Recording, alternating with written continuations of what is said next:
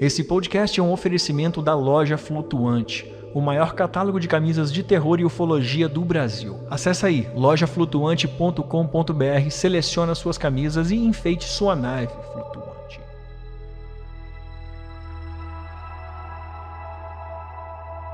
O doutor perguntou para mim, segundo que minha mãe fala, como que é o homenzinho? Diga pro filho. Eu falei, ele é um sapo em pé. E a gente foi se aproximando com o carro, até que eu vi que não era normal, porque o mesmo estava nu, estava desnudo, era marrom, tinha olhos vermelhos, tinha 3 cornos na cabeça, chifres. E a gente viu aquilo e foi se aproximando com o carro, e ele não se mexeu. Eu desviei ele, que ele estava em cima da faixa, e logo em seguida parei o carro. O carro que estava atrás de mim também parou, o motorista desceu, eu desci. A gente se olhou, assustado, falou, você viu? Ele, vi. E a gente foi de encontro para com a criatura.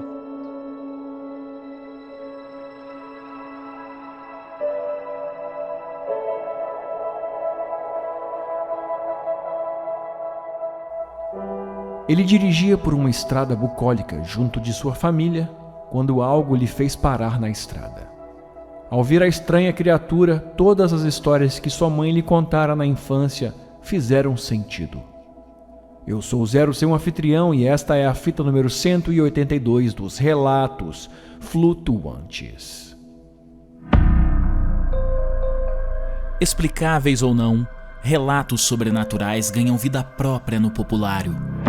Quantos deles você conhece? E quantos casos sequer são relatados? Ajeite seus fones de ouvido e esteja preparado para experimentar um deles agora.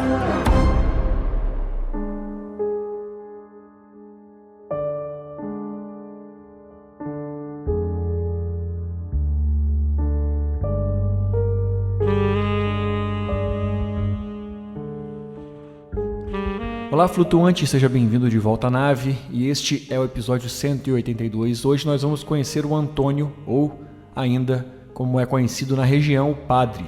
O Antônio vai nos contar 4 histórias que se conectam, histórias que ele viveu e que ele ouviu de sua mãe.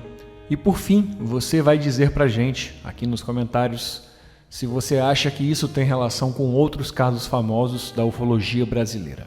Mas antes de apertar o play, eu te lembro rapidamente que você pode se tornar um comissário de bordo ou um copiloto clicando no primeiro link aqui na descrição ou digitando aí no seu navegador apoia.se/relatos flutuantes.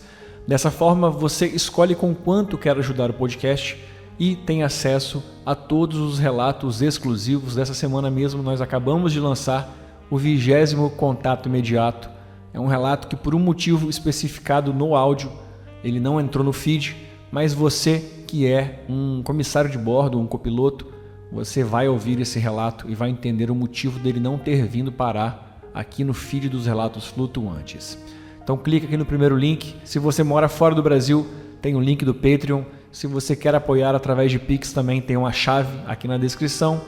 E agora sim, bora pro episódio. Ajeite seu fone e voa lá, flutuante.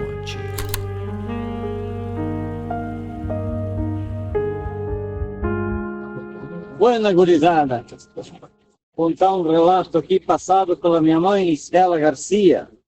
Meu nome é Antônio Garcia, tenho 42 anos de idade, sou caminhoneiro, moro no Paraná. Esse relato passou na cidade de Fernandes Pinheiro, no Paraná, em 1992. Eu era um bacurizinho, tinha lá pelos 12 anos de idade. Não tenho tanto recuerdo, tantas lembranças, memórias dessa passada, dessa noitada, mas quem contou é de extrema confiança minha, e eu tenho e gero e prezo pela história que ela passou, minha mãe. Certa noite, estávamos só, minha mãe, eu, minhas irmãs em casa, meu pai era caminhoneiro na época, morávamos em uma chácara, e nós tínhamos dois cachorros, sim, guapeca, O tchano era um e o baiano era o outro. Na época, o baiano era um pincher, daqueles invocados, barbaridade, que não podia ver nada de diferente, que queria atacar, morder, rosnar, fazer a festa dele, barbaridade. Muito bravo, muito bravo. Morávamos só nós nessa chácara.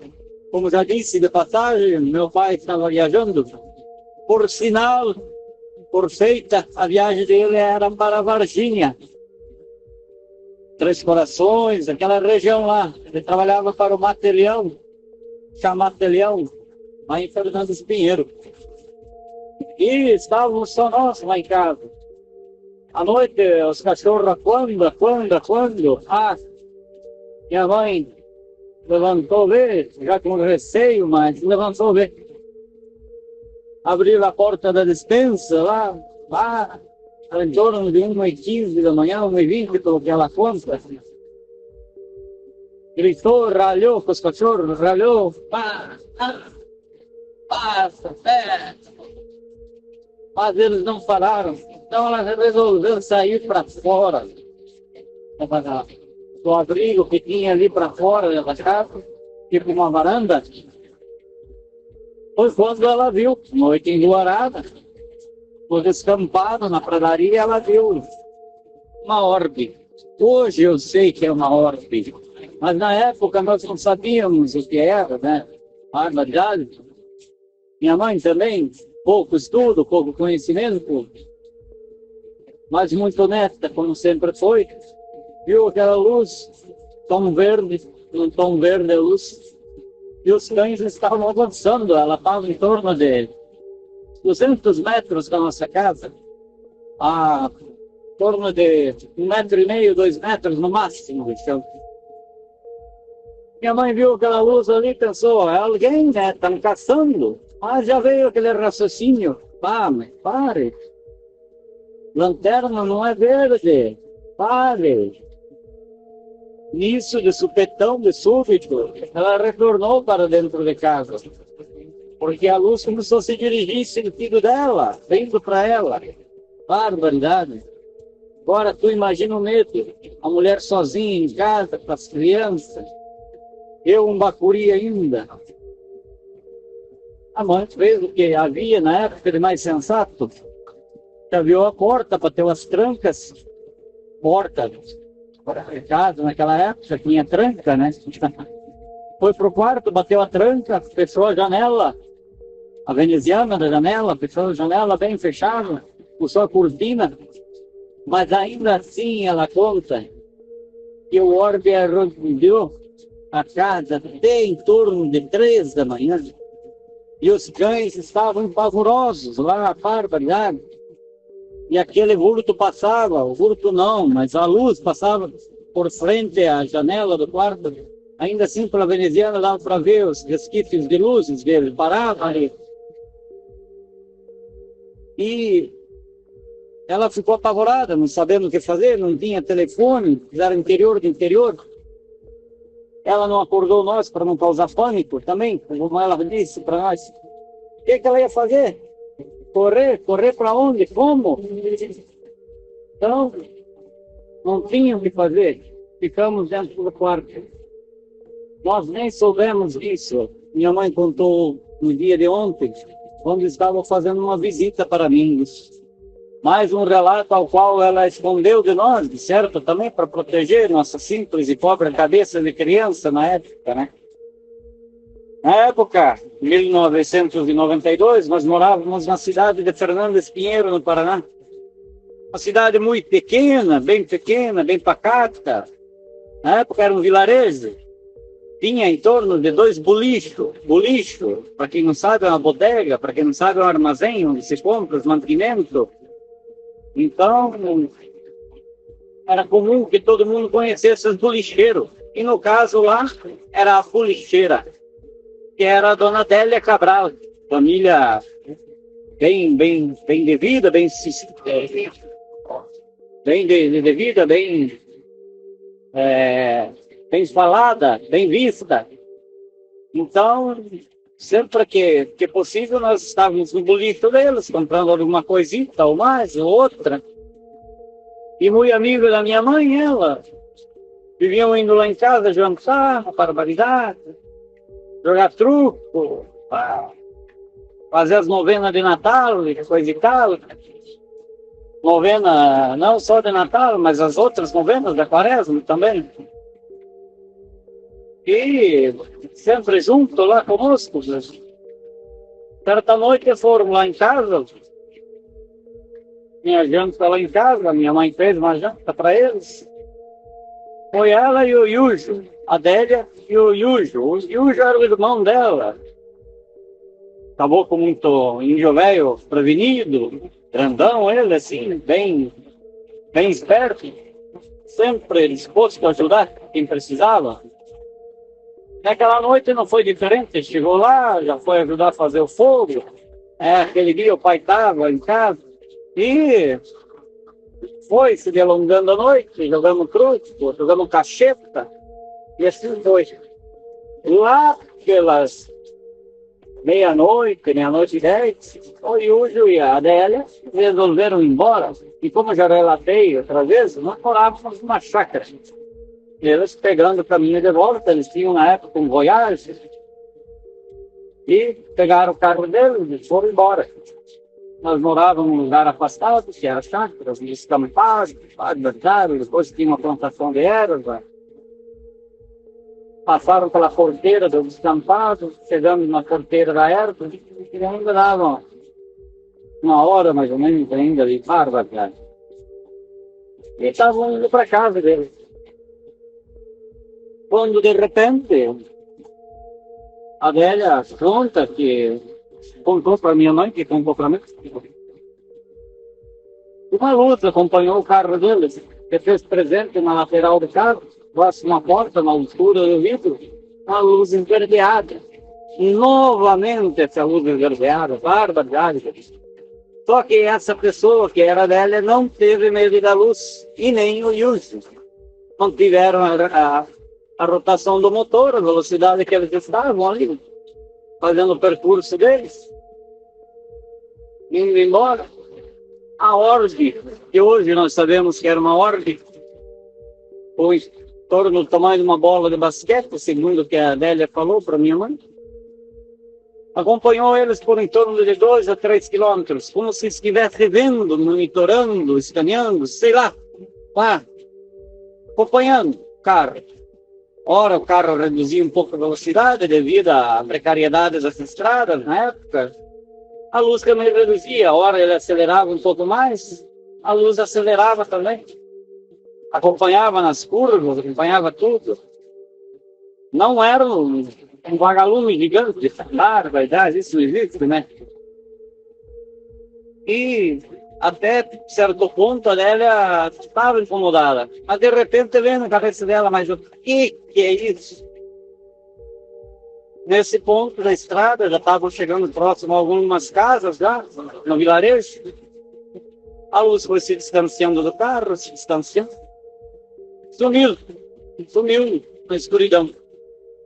Ela chegou na casa, no outro dia, ela ficou pensando naquilo, daí a mãe à tarde foi lá no boliche, pegaram algumas coisas, salgado, que nem a gente diz, a mistura, e ela contou para minha mãe. E minha mãe só veio relatar dias atrás para mim. Esse é mais um dos relatos da cidade de Fernandes Pinheiro. Eu já relatei certa instância que tem lá também, que tem as visagens. Mas é umas visagens diferentes, porque emitia sempre muita luz e sempre se via corpos, vultos no fundo. Humanoides, barbaridade. Mas esse é outro papo, é outra prosa, é outra história.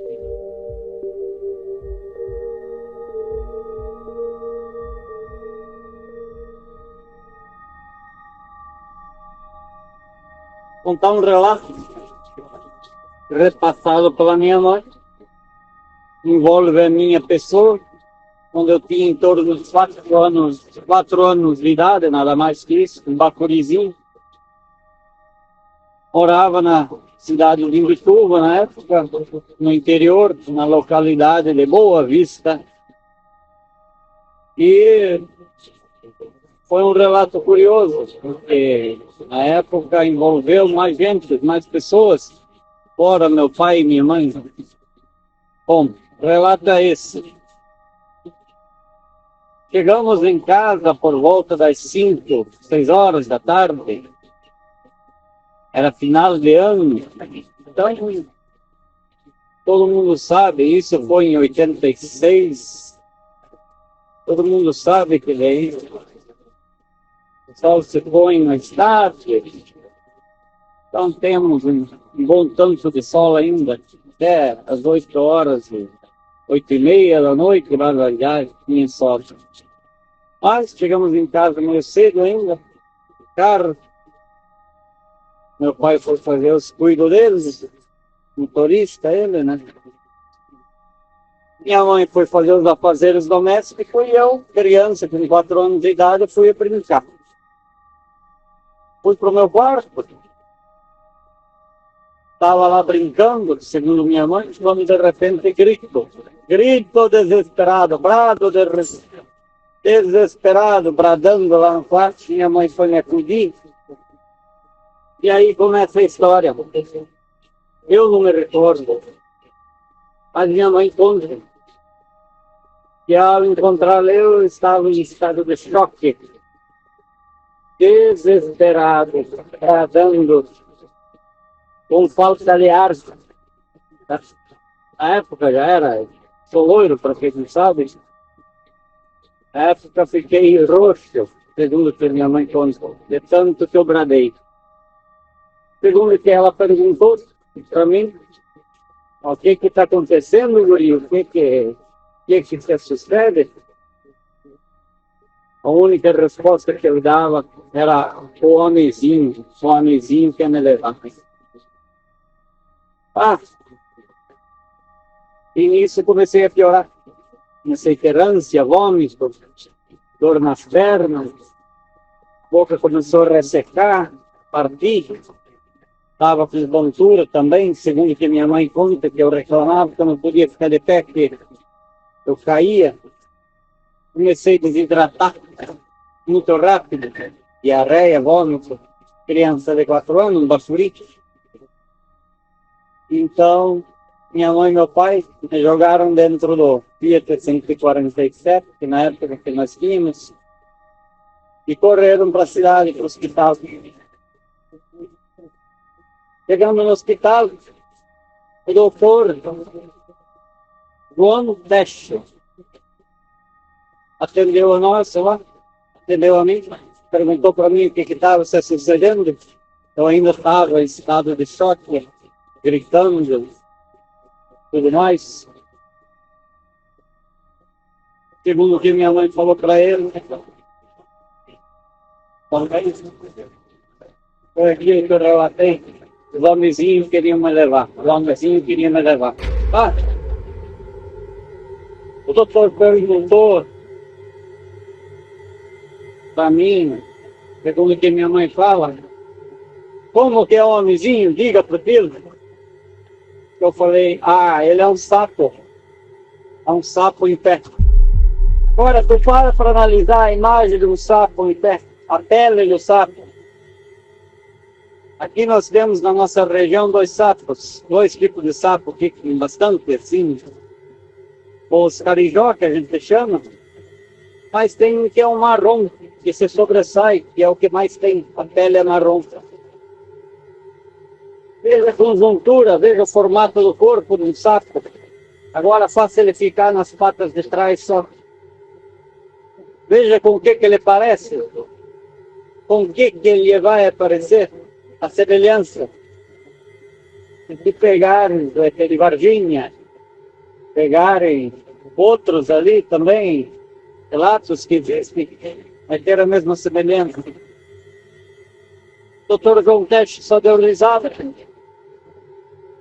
Receitou um lombrigueiro para mim, disse que era causa de lombriga, naquela época era normal, né? Barbaridade, guri lombrigano.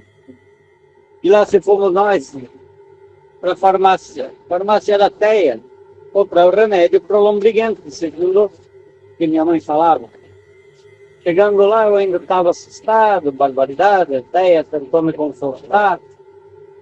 Me deu um pirulito, segundo o que me contam. Só que até uma mulher muito vivida, espírita, ela me olhou e falou: mamãe, quando tu chegares na casa, revista o quarto do guri. Revista o quarto do guri, que não é à toa que ele está desesperado. E no meu quarto tinha o alçapão do forro. Meu pai e minha mãe chegaram em casa. Minha mãe se lembrou, foi lá ver, chamou meu pai e falou: Alito, bora lá arrumar o alçapão que está fora do lugar. Eu repito, o alçapão está fora do lugar. O pai subiu a arrumar o alçapão, disse que tinha uma telha, uma cobertura da casa que também estava fora do lugar. O pai aproveitou a feita, colocou a escada, arrumou as telhas. E aquela noite eu fui dormir no quarto do pai e da mãe, no meio dos dois. Diz que eu estava inconsolável. Na mesma noite, teve barulho no meu quarto. Minha mãe levantou e falou: deve ser algum jurrio. O jurrio, para quem não conhece, é um tipo de raposa aqui da nossa região. É o jurrio, ele que veio. Meu pai levantou e pronto, sim, foi lá ver. O alçapão estava fora do lugar, segundo o relato da minha mãe e do meu pai. O pai arrumou de novo o alçapão. E dessa vez quem começou a passar mal foi meu pai. Como se fosse uma insolação, aquela ruindade, vômito, diarreia, dor na perna, dificuldade para andar. Mas passou. No outro dia, se levantando, eu já estava mais calmo, mas estava com medo de ir para o meu quarto. Minha mãe trocou eu de quarto, a casa tinha mais 2 quartos ainda. Trocou eu de quarto. E assim foi acalmando, até que passou. Esse relato foi passado da minha mãe para mim dias atrás. Eu não sabia, não recordava desse fato. Tem mais uma série de relatos. Insisti para minha mãe mesmo contar os relatos para ter mais veracidade. Mas ela mesmo falou: Juninho, que sou eu, não é o caso de eu contar. Não, se quiserem acreditar, que acreditem. Mas que foi isso que aconteceu, foi.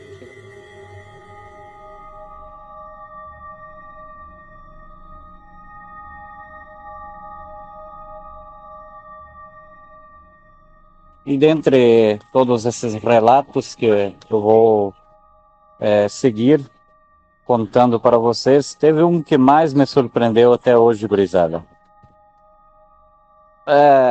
Era final de ano, época de novembro, como é agora.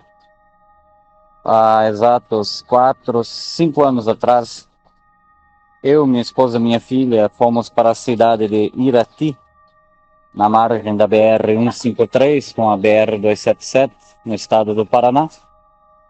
Somos de Imbituva, cidade vizinha ali. Tanto eu quanto minha esposa fomos fazer uma tatuagem, cada um em seu braço, né? E após fazer a tatuagem, retornando à noite, eu, minha filha, minha esposa dentro do carro, em deslocamento ali pela via, quando de repente avistamos de longe algo deitado em posição fetal no asfalto, no canto da pista, algo marrom. A gente foi se aproximando com o carro, tinha mais carros atrás, mais veículos atrás. Eu puxei luz alta no carro para ver o que era, liguei o cilindrinho, ou CBE, como vocês queiram. Aquela coisa assim de forma de falar, estava deitado em cima da faixa da rodagem. E a gente foi se aproximando com o carro, até que eu vi que não era normal, porque o mesmo estava nu, estava desnudo, era marrom, tinha olhos vermelhos, tinha 3 cornos na cabeça, chifres. E a gente viu aquilo e foi se aproximando com o carro, e ele não se mexeu. Eu desviei ele, que ele estava em cima da faixa, e logo em seguida parei o carro. O carro que estava atrás de mim também parou, o motorista desceu, eu desci. A gente se olhou, assustado, falou, você viu? Ele, vi. E a gente foi de encontro para com a criatura. Cara, nesse momento eu já estava todo arrepiado do medo, já estava todo, né? Não tinha o que fazer, mas a gente queria ver o que era, a curiosidade era maior. Em torno de 9 horas da noite, gurizada, não tinha nada no local. A única coisa que tinha era um cheiro proveniente da criatura, creio eu, que era o mesmo cheiro de um aquário sujo. Depois disso a gente só se olhou, eu e o outro motorista, saiu correndo dali, cada um para o seu carro, e fomos embora. Eu e minha esposa quase não falamos mais sobre isso há um bom tempo, porque o que aconteceu? Naquela noite não aconteceu nada de diferente. Chegamos em casa, jantamos e tomamos os banhos, cada um ali foi para o seu quarto, dormiu, tranquilo. Mas na segunda noite começou algumas coisas diferentes na casa, barulhos no fundo de casa, como se tivesse alguém andando em cima do telhado. E tu sabe quando você tem um lapso temporal? Foi o que eu tive na segunda noite. Depois disso não tive mais nada. E nunca mais também falei com minha esposa sobre isso. Até que dias atrás um amigo postou num grupo uma imagem, eu falei, eu vi uma criatura assim, postou a foto. E ela falou para mim, pois é, este é o ET de Varginha. Eu falei, mas eu vi alguma coisa assim na estrada, tri. E aqui na minha região, houve vários casos de ataque. Na cidade de Ponta Grossa, na cidade de Irati, na cidade de Guarapuava. Tanto que há relatos disso. Se tu procurar, tu acha. Esse é o meu relato. Sou Antônio Garcia, o padre, como queiram. Sou caminhoneiro, sou da cidade de Imbituva. E vi o ET de Varginha. Ou para mim, melhor ainda, o ET de Irati. Penso medo.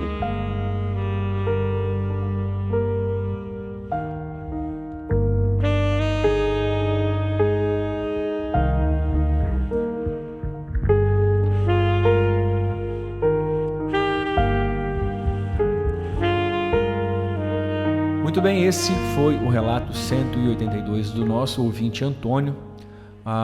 Aqui eu te faço uma proposta, se você também tem um relato e quer participar do nosso podcast, envie o oi lá para o nosso WhatsApp 28999834185. Agora, se você não tem um relato, mas quer ajudar o podcast mesmo assim, eu te peço para compartilhar esse episódio com uma pessoa que talvez tenha uma história. Copia o link aqui nas 3 bolinhas, pega lá o link, joga lá no WhatsApp, joga no Instagram ou conversa com alguém que você imagina que tem uma história incrível, fala sobre o podcast, fala sobre o nosso projeto, deixe claro que isso aqui é um ambiente sério, a gente não analisa nem julga os relatos, isso aqui é só um ambiente para ouvir e contar uma boa história.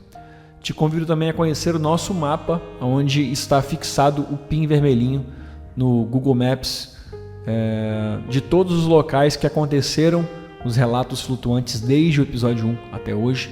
Você acessa esse mapa e faz a sua pesquisa. Aqui na descrição tem um link chamado UFO Maps. Clica lá que o nosso ouvinte Bruno fez tudo bonitinho e deixou disponível para você fazer a sua pesquisa e descobrir se de repente aí do lado da sua casa já aconteceu um relato flutuante. Já pensou? Confere lá. E mais uma última coisa, eu queria agradecer imensamente a nossa comunidade de ouvintes que mantém esse podcast flutuando, que mantém essa nave voando atrás de novos relatos. E quem chegou na última semana foi o Glauber.